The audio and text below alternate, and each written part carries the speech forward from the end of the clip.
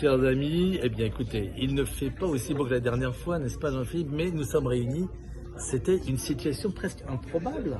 Hein, c'est l'introduction pour dire qu'il y a un livre qui apparaît. Alors, un livre, je lui ai dit policier? Non, criminel. Ah bon, alors écoutez, Jean-Philippe, vous allez l'expliquer tout seul alors, parce que qu'est-ce que c'est que les chroniques picaresques et qu'est-ce que c'est que ce joli livre qui s'appelle Le Dernier Mois, Chroniques picaresques, voilà. Et hop, qui apparaît. Oh, il y avait aussi François ici. Alors bon, bah voilà, maintenant on laisse un tout petit peu Jean-Philippe nous dire ce que c'est. Le roman picaresque est apparu en Espagne et a été détrôné par le roman classique français. En France, il existait, notamment à l'époque de Rabelais, et Au XVIe siècle. En XVIe siècle, bien sûr.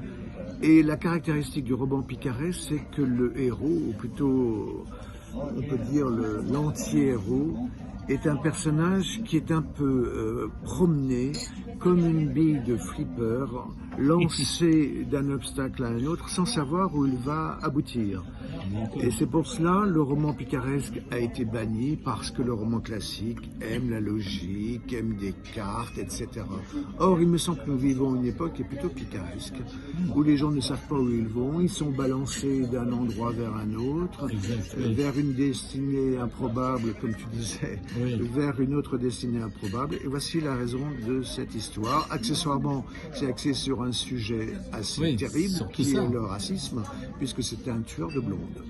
Voilà, et en plus dans un milieu qui est pas très sympathique. Sympathique, voilà, on va dire comme mais on ça. voyage, on va au Japon, on va à Meaux, on va à Bordeaux, on va ailleurs.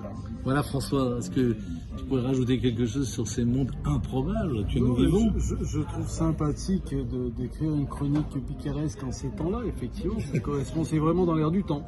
Bravo. Alors, il faut dire quand même qu'on pensait que c'était de la Picardie, mais pas du tout. Hein. Non, pas du tout. Pas du tout. C'est un peu plus au sud. Exactement, et la Pléiade, il y a quelques années, avait fait paraître donc tous les romans picaresques espagnols du XVIe siècle. Et ben voilà, Donc, 2 minutes. Soyons bien d'accord, il n'y a aucune relation avec Picard, le célèbre marque. Encore que dans cet ouvrage, Picard soit cité, car il fait très chaud. Ni avec le Ricard, je précise. Oh, ça c'est autre chose. Ni avec la région. Ni avec la région. Ni avec les personnes originaires de la région. Bon, bah écoutez, on vous dit au revoir et merci Jean-Philippe de Garat avec son nouveau livre, Le Dernier Mois, Chroniques picaresques. Voilà. Coupons.